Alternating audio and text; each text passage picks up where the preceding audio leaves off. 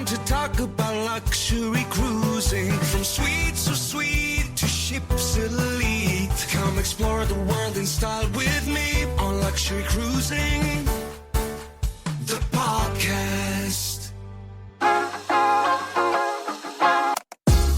Hey, it's Krystal here. Before we get started, did you know that there is a way for you to directly support the podcast? Head over to my website, luxurycruising.net, and you can buy me a latte, a glass of champagne, or even a whole bottle of champagne if you want. Leave me a note, and I'll be sure to give you a shout out on the next episode. That's luxurycruising.net. You can also leave me a note or ask a question. Okay, let's get on with the show. Welcome back to Luxury Cruising. I'm your host, Krystal Sodaitis, and I'm really excited to have Pat with me here today. Pat is going to tell us about her experience on Regent Seven Seas going from Athens to Istanbul. Pat, please tell the audience anything you want them to know about you. Hi, thank you so much, Krystal. Yes, I am a travel advisor based in Southwest Florida. Avid cruiser. I love cruising, and I am a big fan of Regent Seven Seas. What can you say except awesome about this cruise experience that they offer? Awesome. Was this your first time sailing Regent Seven Seas? It was my first time with Regent. So, I was a newbie to the brand. I had a cruise scheduled with them to do Alaska, and then COVID hit, and that got canceled. So this was my first experience with them, and boy, am I a fan. Amazing. So tell us what made you decide to reschedule your Regent Seven Seas cruise for this particular ship or itinerary. What went into that decision? Well, frankly, it was a top performers cruise. It was an earned cruise, and they give it to a select handful of advisors with my host agency every year. So it was just so amazing to have the opportunity to sail with Regent. And I was so disappointed when I didn't get to go previously. So this was just icing on the cake that it was with Regent. Awesome. Awesome. Well, congratulations for earning a top earners spot. It sounds like this was a incentive or a bonus from your host agency for performing well the year before. Exactly. And it's just an honor to have been able to do that. I've been doing this since 2008. And when I started, I never would have dreamed in a million years to have the kind of opportunities that have come along over the years. And it's just exciting. That's fantastic. Okay. So you get the award. Tell us about the ship. Tell us about the Regent Seven Seas Splendor. It's a small ship, obviously, very, very small, intimate, about 750 passengers overall on board, which is just a wonderful small cruise experience, very intimate. Obviously, the ship is easy to navigate. By the time you've been on board 2 hours, you know where to find everything. A very upscale but comfortable, pretentious sort of atmosphere, very welcoming and kind of club-like. Say more about that. What does that mean, club-like? Well, passengers were very friendly and just welcoming, and it was almost like everybody knew each other, although for the most part, we had just never met before. And the intimacy of a small cruise experience is just hard to imagine. Finishes were upscale, but not over the top. It had a very comfortable, almost homey kind of atmosphere. Lots of places to just sit that just kind of felt like you just wanted to sit down with a good book and enjoy the atmosphere on board. It was just that kind of atmosphere. And actually, my traveling companion was my sister, and it was her first time on Regent as well. And one of her concerns, I think, was she was afraid that maybe our sailing companions on board were going to be arrogant and, snooty, and couldn't be further from the way it actually was. Everybody was It was upscale, but not at all pretentious. It was just not even a hint of that sort of snootiness or anything. So I Good think to this hear. so sometimes average people are a little bit afraid to book into the luxury lines because they have sort of that kind of fear that they're going to not be welcome, and it's Mhm. really not that way at all. That's great. That's fantastic. And tell us about the room. What kind of room did you The have and what did you think?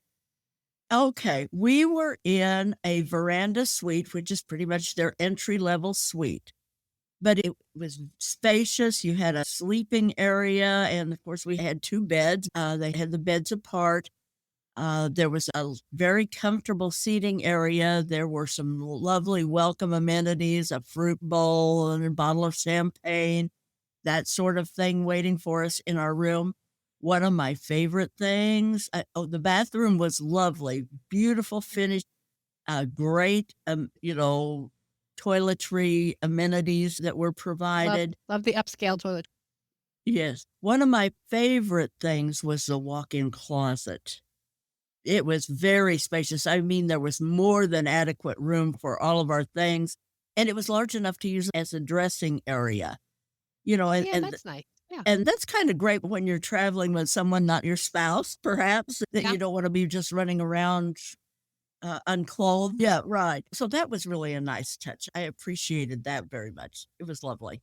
Yeah. I think that Regent Seven Seas is an all suite ship. Is that correct? That's correct. All of their other suites are larger. We were in the entry-level veranda suite, and some of their top-level suites are extremely spacious, like over 1,000 square feet. So, if people are looking for a cruise that offers them spacious accommodations, that is a great choice, choosing the all-suite accommodations that the Yeah. small vessels offer. Yeah. Any other amenities come with the room? Like little things like a coffee maker. Is it an all butler suite? Like, do all the suites have butler service? N Not all of them had butler service. We didn't have butler service, but our room attendant honestly was as good as having a butler. He was awesome, very attentive. The service on board these small ships is just so intuitive. They get a feel for you very quickly, what you prefer, what you like, and they just kind of gear themselves accordingly. One of the things I loved about Regent was the fact that you can get your laundry done. You just put it out, and the next thing you know, the next morning it reappears, and it was beautifully done. It was done as well as if we had done it at home. I'm always a little bit uh, uneasy about just handing off my clothes for somebody else to wash, but they did a beautiful job. They were done very, very well. That's great. And it's so ironic in some ways, right? You've got this beautiful giant walk-in closet and you don't actually have to bring that many clothes because you can get it washed almost every day. That's right. And you can take your clothes home clean. You don't have to come home and do 10 days worth of laundry. Yeah, I have heard that so many times that people so appreciate the fact that they can send their laundry away and then they come home with clean clothes and they don't have a bunch of laundry to do, Yeah. especially after an international flight, right? Flying all the way from Istanbul to come home and do a load of laundry. I don't think it's anyone's preferred way to end that kind of vacation. Right. That flight from Istanbul is not for sissies. It's a long flight, but so worth it. Yeah, absolutely. Well, everybody always wants to know about the food. So, how was the food on Regent Seven Seas? Oh, the food is absolutely spectacular. Just nothing really that you could critique and say anything negative about. All of the dining, of course, is included, which is absolutely wonderful. You don't have to pay a premium charge for any of the restaurants. I ate at the Compass Rose, their main dining room, and they have a beautiful menu. It changes every day and lovely things, soups and appetizers. And of course, you can order soup and salad and any number of appetizers that you might want. Pasta, uh, several choices of entree. They had beef tenderloin on the menu, and I think there was a chicken breast every day you could choose from. Uh, Wonderful sauces and things to enhance the food. It was just really lovely, beautifully served. And of course, the waiters quickly knew who you were. If you were there more than once, they welcomed you, and it was lovely. Chartreuse was the French restaurant where we ate, and that was just enjoyable. If you love French food, you would love the food on Splendor. It was absolutely amazing. And they had escargot on the menu, and one of my favorites. And, many of the cruise lines, even the mainstream cruise lines, used to offer escargot, but that's not happening much anymore. You're not seeing that on the menus these days. Food has taken a hit, frankly, on many of Yeah. the cruise lines since the pandemic. It just has. We may as well say it honestly. I do see a Mhm. difference, but certainly not evident on Regent Seven Seas at all. Uh, we had lobster a couple of times. Just, seafood, everything that I had was beautifully prepared. Exact degree of doneness on the beef dishes that you request. It's Mhm. just Yeah. beyond any kind of criticisms that I could think of. And the other restaurant where we ate was the Pacific Rim. That's kind of an Asian fusion type restaurant. Mhm. Very, very Yeah. beautiful, and had the dragon out in front. It's just awesome. Yeah. Everybody had to have a picture taken with that, of course. But I remember, I think I had pot stickers as an appetizer there. And then I had a lobster tempura that was absolutely Mm. memorable. It was really, really good. So Yeah. if you are a foodie, you will not go wrong on this cruise. There were a couple of restaurants I never got to, but it was awesome. Do you remember what they were? Like, what are the other options? Well, there's an Italian restaurant that we didn't visit. They have a buffet. We never went to the buffet. They do have that. They have a poolside grill. They have a little coffee shop. We did hit the coffee shop a couple of times, and that was really good to just get sit down and do a little people watching and enjoy a nice cup of coffee or cappuccino, whatever. It was lovely. It's really impressive. I mean, just sort of like doing a little bit of quick counting, that sounds like 5 distinct places to eat on a ship with less than 1,000 passengers. That's That's right. pretty impressive. You never felt at all crowded. There was never even a hint of feeling like you were crowded or that there were too many people in the restaurant. And the fact that there's no set seatings, you didn't have a herd all arriving at exactly the same time. Mhm. People would go and have a drink at the cocktail lounge before dinner and just kind of trickle in. So it wasn't just, how the herd kind of waits for the restaurant doors to open on some of the mainstream lines. It Yeah. totally didn't happen here. Not at all. Awesome. You mentioned the cocktail hour. So a lot of luxury lines do include some alcoholic drinks as a part of your cruise. Were any of the drinks included? Everything. Yeah. I have to say that Regent is pretty much all inclusive. It really is pretty much everything across the board. We did not have a bar bill. We didn't have any, most of the excursions were included. In fact, I think every one that we did were all included in the cruise. There were a couple of optional excursions, but we didn't do any of that. There were more than adequate excursion choices that were included with the cruise. So if you like all inclusive, it can really be in your sweet spot. When you think about how much is included on these luxury or ultra premium cruise products, really the value that they provide, you might not be paying a whole lot more to sail on one of their entry level suites than you would pay for a suite plus everything you pay for extra with one of the premium cruise products. It can be a great value. You really need to look at your bottom line. It might be time for people to consider stepping up to that luxury experience. Absolutely. It's something I talk about all the time on the podcast. I actually have one episode I'll link in the show notes that talks just about the value proposition of luxury cruising. And this is where a good travel agent really, really can make a difference, because if you're looking for an up-leveled experience, especially if you don't have kids, because that's where I think it can be a little bit of a differentiator. At least the premium lines have some kid programming, whereas most of the ultra luxury lines, while they welcome kids, don't have specific kid programming. So I think that's a differentiator. But if you're not taking kids into consideration, really, once you're getting into some of the higher tier suites on a premium line, you may find more value on a luxury line. I talk Absolutely. about that all the time. Yes.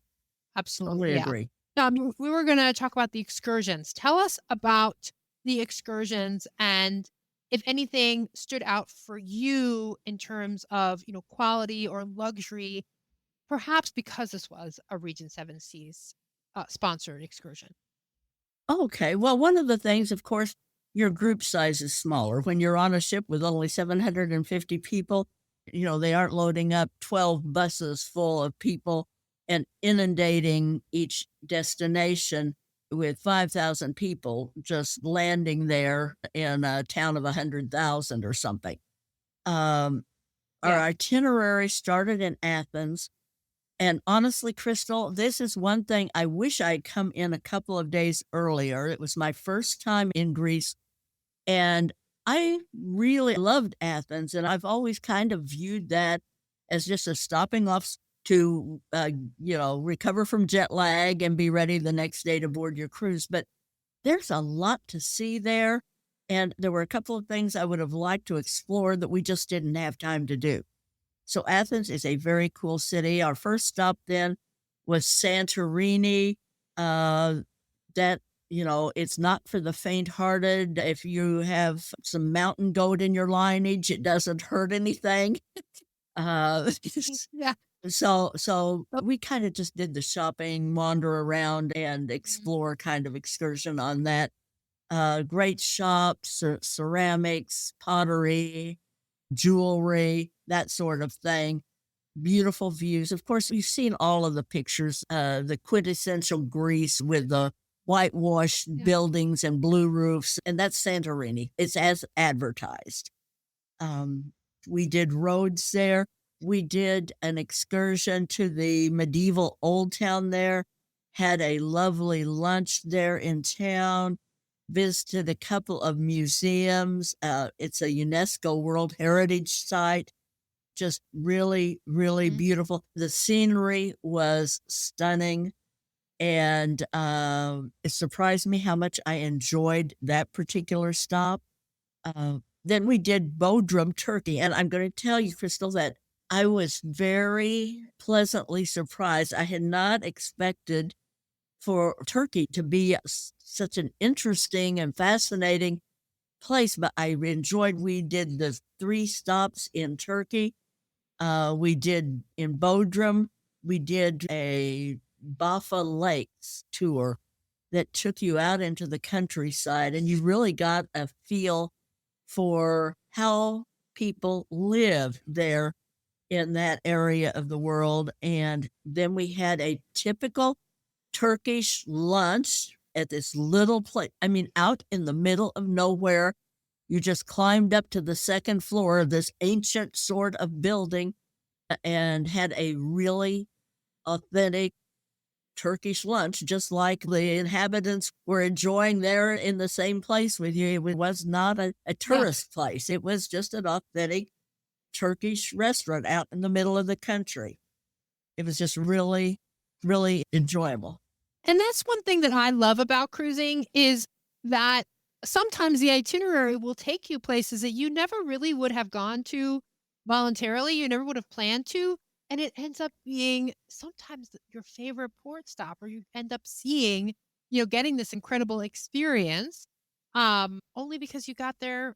It was one of the stops on your cruise ship. So I love when things like that happen. Do you know if that is a particularly small port that you could only get into because of the size Oh, of your yes. ship? No question about that. We would not have probably been able to get into, I don't even think, of Rhodes or Bodrum, either one.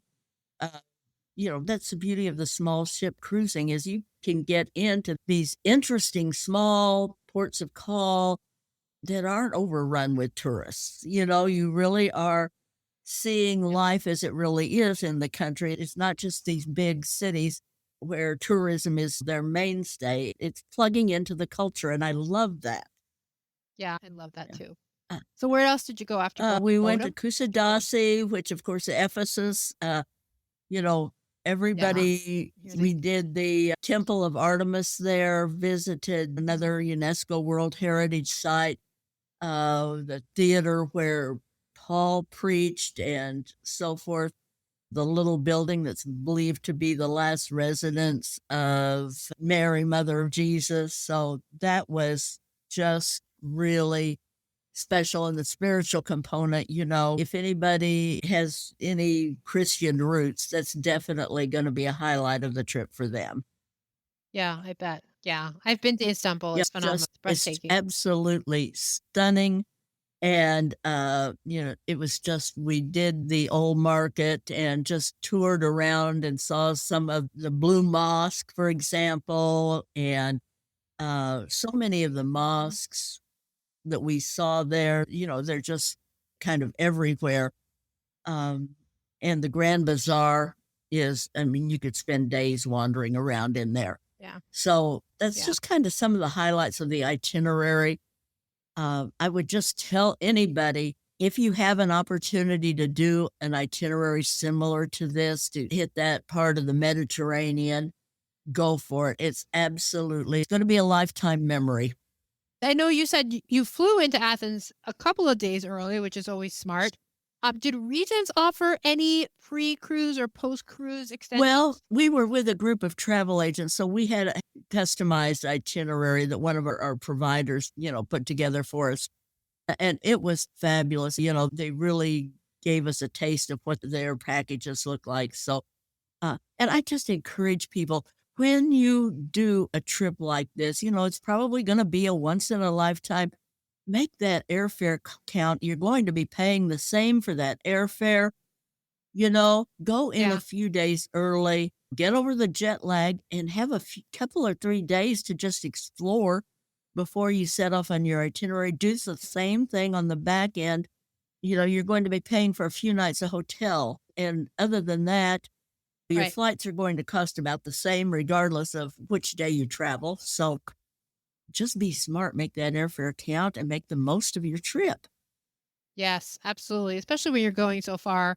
If you're in North America and you're flying all the way to Greece or Turkey, then yeah, make that count. Make that time on the plane, Right. right? Worth. I've Uh, never do you- taken a trip that I wish I hadn't taken. I have taken trips that I wish I hadn't come back too soon, that I had extended them and actually spent more time. yeah, that's a good point. So, Pat, I want to take a step back from this particular cruise and ask you, how do you define luxury? Crystal, that is so interesting because luxury is not one size fits all. When I have a potential client who identifies themselves and they're looking for a luxury experience, I want to find out, what does luxury mean to you?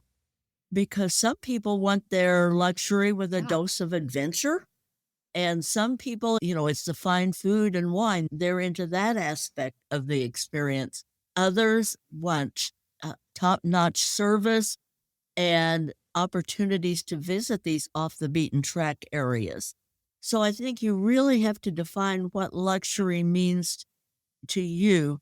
And to me, yeah, I think I would boil it down to that first class service, that intimate, smaller cruise experience, and the great food. All of that goes together to make for a perfect luxury package for me.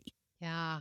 Did this Regent Seven Seas cruise meet that Oh, expectation it for you? checked every box. It didn't miss anything. It's going to be kind of one of those experiences that's going to be a comparison factor with other, going Mhm. forward. You have uh, another luxury cruise. Well, how does it compare?